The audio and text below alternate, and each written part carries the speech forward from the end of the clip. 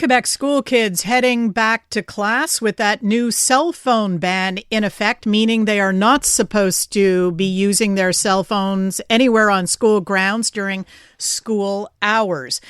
But there is a parents' advocacy group here in Canada saying we should be looking even more closely at what they may be doing on their phones and laptops when they are permitted access online, and that is social media. Here to tell us more, Josette Challeja, ambassador for the group Unplugged Canada, also a parent coach. Josette, welcome to CJD. Hello, good morning. Hello. Why has the group Unplugged Canada decided to recommend no social media access for kids under 16?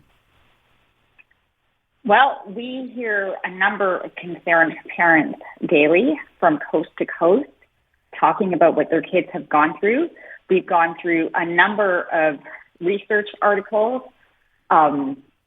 listening to experts about the dangers of social media.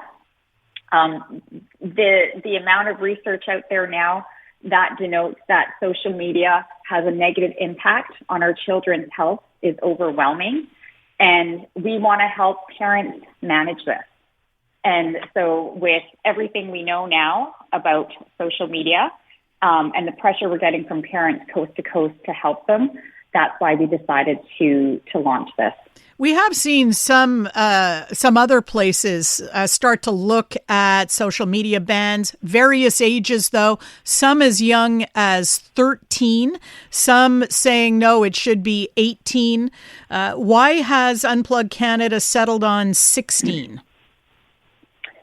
So we're following what Australia has done and Norway. I think Norway is actually looking at 15.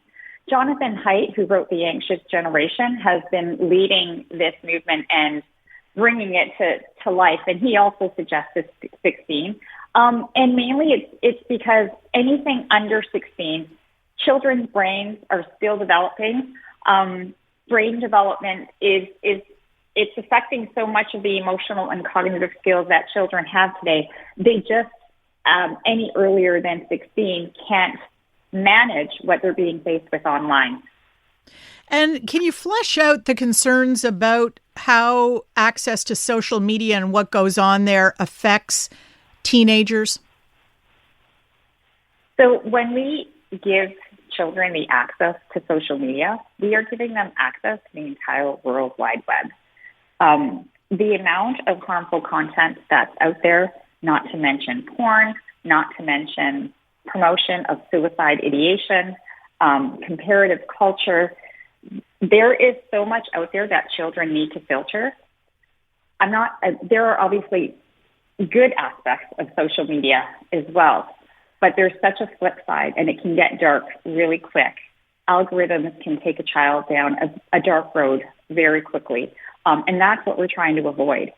They don't have the discernment that an adult does to say that this may not be true, or this may be influencing me in a way that isn't right for my mental health. Children can't do that. Their brains just aren't developed enough to process that. They're also compelled to do what they see online, and they're highly influential. I think as, parents, we want our children to be influenced by people who have similar values, coaches and family members. And what they're being influenced online is just too unfiltered for them to process. Well, you just have to look at the latest TikTok challenge to know that kids will do some nutty stuff if they see other people doing it online. And I think parents have to think about this, and I'm so thankful my kids are now in their 20s and didn't grow up with this. Even if your child is not going down that rabbit hole to a pro-anorexia site or a bro site, one of these dark masculinity sites, even if they're not going there, they are probably being exposed to relentless judgy comparison material that makes them so self-conscious and so unsure about themselves and their bodies and their talents and their abilities. It's just really, I find it hair-raising what they can be exposed to, and not in a positive way. Have you heard that from parents too, that even stuff that you might consider more benign is not really benign? No, and that's the thing. So we've heard that from thousands of parents coast to coast. I mean, these platforms, they're intentionally addictive. 1 in 5 teens are spending 5 hours plus a day on them. And that's a stat from CAMH, the Center for Addiction and Mental Health. We hear stories of little girls transform from, innocence to just a child who is conscientious, changes how she dressed, changes how she puts makeup on. It's just too influential. And like I said, they just can't filter this content. How do you respond to critics who say it's the parent who should be parenting here and not relying on a ban on social media? So parents need help. I mean, yes, parents need to be fully involved in this decision with their children. I'm a huge advocate of educating children, telling them why they shouldn't be on social media. Like, you can't just say no. You can say no, not yet, and here are the reasons why. And if we educate these children to understand why we're setting these boundaries, it is so much more easier to follow rules. But parents themselves, like, irrespective of, parents having to keep up with all these apps and features to manage them so that their kids aren't exposed, it's pretty overwhelming. And also, children can get around most of the controls. So I would say to those critics, yes, parenting is number one. But I think if we can have some boundaries and set by legislation to even just give the awareness to parents that this is an issue. 3 years ago, we weren't even having this conversation, right? The fact that we're having it is going to cause parents to pause and say, wow, if this is being discussed at this level, that we're talking about restricting social media age to the access of 16, maybe I need to do some research and really think about this before I allow my kids to get online or before I hand them a phone. We have discussed age-based age verification, for example, in conjunction with porn here in Canada. Before, this would be an expanded, a more sweeping age-related social media ban. You mentioned that kids know how to get around controls. What would a kid-proof age verification system for all social media platforms look like? How could it be engineered?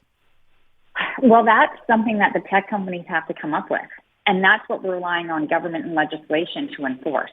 So I don't have the tech knowledge to say how it's going to happen, but I think that if it's being legislated by government on these big tech companies, they're the ones who have to find a way to do it. And they can. They know everything about us, right? Like, we've given up that privacy. So I think they can figure out a way when a 7-year-old is trying to get on I think on Instagram, it says you have to be 4 to sign up. Like, how ridiculous is that? So there are things they can do. They're not doing it because it's just, the quicker they get these kids hooked online, the longer they're going to stay hooked. And how would you define social media, by the way? Because the kids do a lot of stuff online. They're not necessarily going to a TikTok or an Instagram.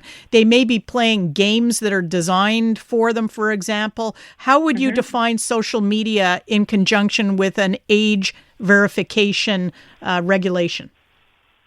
So the social media sites we're talking about are the traditional, Instagram, TikTok, Facebook, Reddit, Roblox. Those are the main ones that we're trying to bring some restriction to. Okay.